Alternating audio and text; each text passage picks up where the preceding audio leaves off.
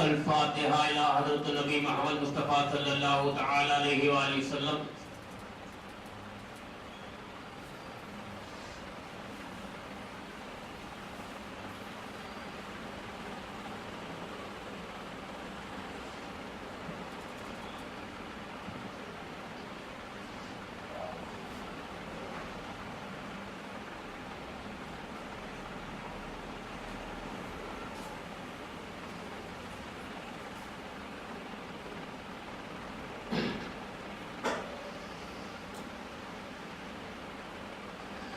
ان اللہ وملائکتہ یصلون علی النبی یا ایھا الذین آمنوا صلوا علیہ وسلموا تسلیما۔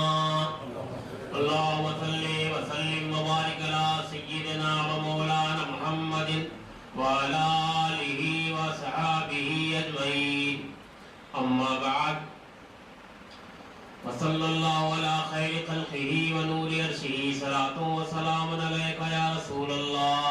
سبحان ربک رب العزۃ عما یصفون والسلام علی المرسلین والحمد للہ رب العالمین۔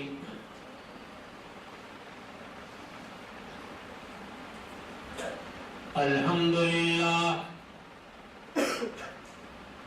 الحمدللہ رب العالمین،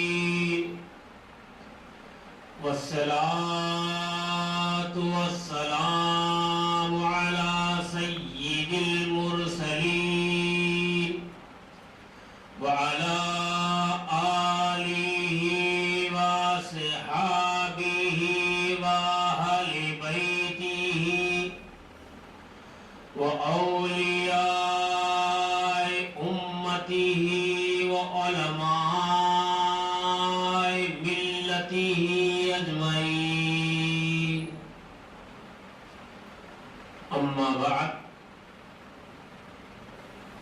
فقال اللہ تعالی فی القرآن الحمید فرقان المجید، فأعوذ باللہ من الشیطان الرجیم، بسم اللہ الرحمن الرحیم، قد جاءکم من اللہ نور وکتاب مبین۔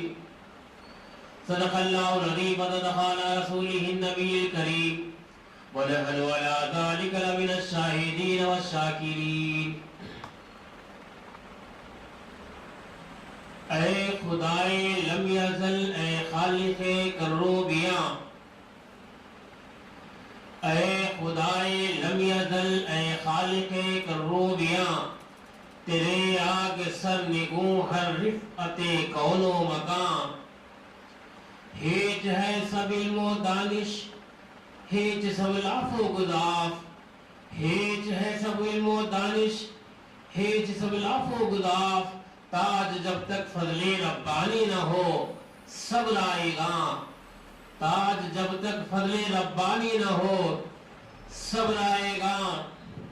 محمد وہ کتاب کون کا طغرائے پیشانی، محمد وہ کتاب کون کا طغرائے پیشانی، محمد وہ حریب قدس کا شمع شبستانی۔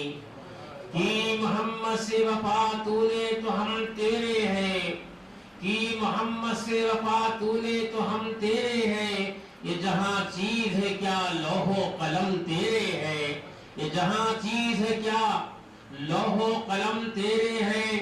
ہے نام محمد کی وہ عظمت کے یہی کیا، ہے نام محمد کی وہ عظمت کے یہی کیا، کرتے ہیں فرشتے بھی سر عرش ولایات، کرتے ہیں فرشتے بھی سر عرش ولایات۔ وصلی اللہ علی خیر خلقہ ونور عرشہ، صلاۃ و سلام علیک یا رسول اللہ۔ بارگاہ رسالت و آل رسالت میں درود شریف کا نذرانہ پیش فرمائے۔ اللہم صلی وسلم وبارک علی سیدنا مولانا محمد وعلی آل سیدنا مولانا محمد کما تحب و ترضی بان تصلی علیہ صلاۃ و سلام علیک یا رسول اللہ۔ اس محفل میں مرد حضرات بھی ہیں اور خواتین، بھی. لہذا میں دونوں سے گزارش کرتا ہوں کہ جو خواتین ہیں وہ آہستہ درود پڑھیں، جو مرد لوگ ہیں وہ بآواز بلند ایک اور مرتبہ درود شریف پڑھیں. اللہم صلی علی سیدنا و شفیعنا و حبیبنا و نبینا و طبیب قلوبنا و شفاء صدورنا و مولانا و ملجانا و مربینا و علی آلہ وبارک وسلم صلاۃ و سلام علیک یا رسول اللہ. یہ فرق ظاہر ہوتا رہے کہ مرد کی آواز کیسی ہوتی ہے، اور یہ بھی لحاظ رہے کہ عورتوں کی آواز پست رہے، اس لیے کہ عورتوں کی آواز کا بھی پردہ ہے. عورتوں کی آواز کا بھی پردہ ہے. ہم لوگ اتنے بے حال ہو گئے کہ اب دین بتانے کے لیے عورتوں کو ٹی وی پہ آنا پڑ رہا ہے.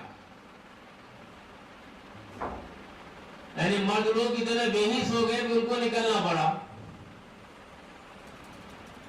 اب وہ کہتے ہیں کہ ہم کو فاطمہ الزہرا رضی اللہ تعالیٰ عنہا کی سیرت پر چلنا چاہیے، مصطفیٰ جان رحمت کی سیرت پر چلنا چاہیے، بی بی عائشہ کی سیرت بھی اسماعیل کے چلے، یہ سب. اور سمجھا بھی ہے بی بی فاطمہ الزہرا کیا ہے، روش کیا تھی. بی بی فاطمہ الزہرا رضی اللہ تعالیٰ اور امہات المومنین کبھی گھر سے باہر نہیں نکلی. ہاں غرضے اور ضروری حاجت کے لیے ہو. وہ بتاؤں آپ کو، میں شروع زمانے میں مدینہ طیبہ کے شروع جب ہجرت کر کر نبی تشریف لائے مدینے میں، تو اس شروع حصے میں سرکار کے گھر میں اور ازواج المطہرات کے حجروں میں بیت الخلا نہیں تھا.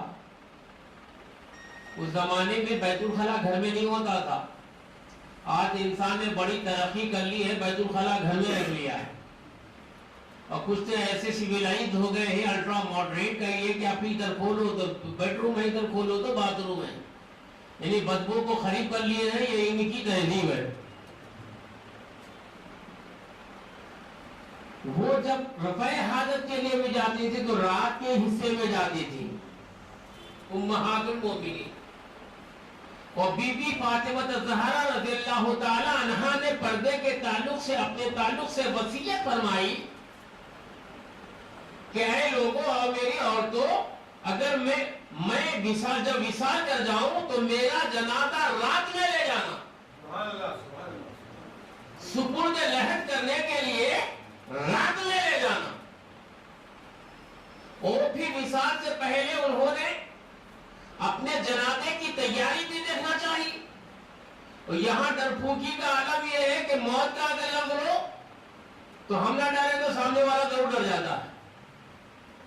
میں ایک مرتبہ قیامت کے بارے میں تقریر کر رہا تھا تو ایک صاحب بولے یہ مت بولیا، میں بولوں چلے جاؤں گا. اور وہاں بی بی عائشہ حضرت بی بی فاطمہ الزہرا خاتون جنت رضی اللہ تعالی عنہا نے اپنے ایک سہیلی، اپنے ایک خادمہ کو بولی وہ حبش کی، تو انہوں نے کہا کہ میں نے حبش میں دیکھا کہ رات میں لوگ جنازے کو یوں لے جاتے ہیں. تو انہوں نے سامنے وہ کفن دفن کا جنازہ ڈولا تیار کر کے بتایا کہ اس میں لاش کو رکھ دیتے ہیں، اس کو اوپر کور کیا جاتا ہے. اور انہوں نے جب بی بی فاطمہ الزہرا نے دیکھا تو پسند کیا کہ ہاں اس کے اوپر ایسے بنا دیا جائے ٹون جیسا لاما، اور اس کے اندر مجھے رکھ دیا جائے اور میرے جنازے کو رات میں لے جانا، تاکہ دنیا کو معلوم بھی نہ ہو کہ فاطمہ کی لاش ٹکڑی تھی کہ موٹی تھی، پتلی تھی کہ موٹی تھی. لوگوں کو میرا چہرہ تو چہرہ، میرا جسم بھی معلوم نہ ہو کہ میں ٹکڑی تھی کہ موٹی تھی. یہاں پردے کا تو یہ عالم ہے. واقع کہتے ہیں کہ ہمیں پردہ کرنا چاہیے، بی بی فاطمہ الزہرا کی سیرت پر چلنا چاہیے. سیرت پر چلنا چاہیے. پہلی بات یہ ہے کہ آپ خود اس کو اپنائیے. جو کام مردوں کا ہے آپ لے لیے. اور ہم کہتے تو بولتے کہ بدعت ہو گیا. ہم اگر کرتے تو کہتے کہ بدعت ہو گیا. معلوم یہ ہوا کہ یہ اہل سنت کا ذمہ دار سٹیج ہے. یہاں سنت بتائی بھی جاتی ہے، حسب توفیق کی بھی جاتی ہے. اللہم صلی علی سیدنا مولانا محمد ربی اللہ صاحب خدامہ رضیت اتنی رسول اللہ. ایک اور مرتبہ ماحول کو بنانے کے لیے مصطفیٰ جان رحمت کی بارگاہ بیکت بنا میں انتہائی عقیدت و محبت کے ساتھ جھوم جھوم کر درود شریف کا نذرانہ پیش فرمائے. اور اللہم صلی علی سیدنا مولانا محمد وسلم علی محمد نبی الامی وآلہ صحابی قداتہ رتی ادرکنی یا رسول اللہ ادرکنی یا رسول اللہ ادرکنی یا رسول اللہ. اللہ تبارک و تعالیٰ کلام مجید میں ارشاد فرماتا ہے قد جاءکم من اللہ نور و کتاب مبین، کہ تحقیق کہ تمہارے پاس اللہ کی جانب سے نور آ گیا اور روشن کتاب. یہ ترجمہ ہے اس آیت مبارکہ کا جس آیت مبارکہ کی تلاوت کی سعادت میں نے حاصل کی اور آپ کو سنانے کی توفیق پائی، اور اسی کے تحت کچھ باتیں کہنے کی کوشش کروں گا. اللہ فرماتا ہے قد جاءکم، تحقیق، قد کہتے ہیں تحقیق، یقیناً، بے شک، نو ڈاؤٹ، انڈیڈ، جاءکم، تم سب کے بعد آ گیا. کم جو ہے وہ جمع کا دیکھا پلورل ہے، جاء آ گیا، کم سب تمہارے پاس، تم سب کے پاس، من اللہ، اللہ کی جانب سے. نور کیا آ گیا؟ نور آ گیا. آگے یہیں تک بات نہیں ہے، آگے کہتا وَكِتَابٌ مُبِينٌ، اور کتاب مبین آ گئی. یہ تو لفظی ترجمہ تھا، صحیح ترجمہ بھی میں نے پیش کر دیا، پھر میں نے پیش کروں سب ایک ساتھ کہ بے شک تحقیق کہ تمہارے پاس اللہ کی جانب سے نور آ گیا اور روشن کتاب. یہ بیان ہے اللہ کا، یہ فرمان ہے اللہ کا، یہ حکم ہے اللہ کا، یہ خبر ہے اللہ کی، یہ کلام ہے، بیان ہے قرآن کا کہ اللہ فرما رہا ہے کہ کہہ کے تحقیق تمہارے پاس اللہ کی جانب سے نور آ گیا. تو اللہ جب کہہ رہا ہے تو اللہ کو تحقیق کی کیا ضرورت ہے؟ اللہ جب کہہ رہا ہے تو تحقیق کی کیا ضرورت ہے؟ قرآن جب کہہ رہا ہے تحقیق کی کیا ضرورت ہے؟ اس لیے کہ قرآن خود ایک ایسی کتاب ہے جو تحقیق سے نہیں مانی جاتی، عقیدے سے مانی جاتی ہے. مگر پھر بھی وہاں لفظ تحقیق ہے، اور اللہ فرما رہا ہے کہ تحقیق، یقیناً، بے شک، نو ڈاؤٹ. کچھ بولا ہی نہیں، یقیناً شروع، کچھ کہا ہی نہیں، بے شک. ارے آپ نے شعر پڑھا، میں بولوں گا سبحان اللہ، آپ بولیں نہیں، میں سبحان اللہ بولوں گا. آپ کچھ بولیں گے، میں صداقت کی بات کروں گا کہ بالکل صحیح آپ نے کہا. کچھ بولیں گے، میں بالکل آپ نے صحیح کہا، تو بولیں گے تو ہی غلط ہے. تو میں بولیں گے تو صحیح صداقت کی کیسے؟ پہلے کہہ رہا کہ یہ کوئی شک کی گنجائش ہی نہیں ہے، کہ تحقیق کی بات ہے، یقین کی بات ہے، بے شک و شبہ کی بات ہے، لا ریب کی بات ہے کہ تمہارے بعد اللہ کی جانب سے نور آ گیا.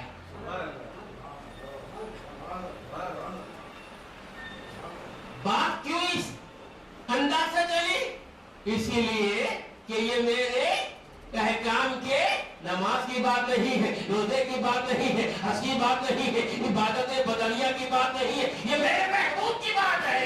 یہ میرے محبوب کی بات ہے. تو میرے محبوب کی بات کو بتانے سے پہلے میں ڈاؤٹ کو ختم کر دوں گا، شک کو ختم کر دوں گا، توحید کی بات کروں گا، یقین کی بات کروں گا. تو میرے محبوب کا ذکر سننے سے پہلے اپنے دل سے شک کو دور کر دو، اپنے دل سے پریشانیوں کو دور کر دو، اپنے دلوں سے تمام قسم کے برائیوں کو اور تمام قسم کے ڈور کو دور کرو. جب دل صاف و پاک ہو گیا، صداقت کے میدان میں آ گیا، تب سنو میں نے اپنے حبیب کو بھیجا ہے، میرے حبیب کو نور بنا کر بھیجا ہے، رسول کو میں نے ارسال کیا ہے اور نور بنا کر بھیجا ہے، ساتھ میں کتاب دے کے بھیجا ہے.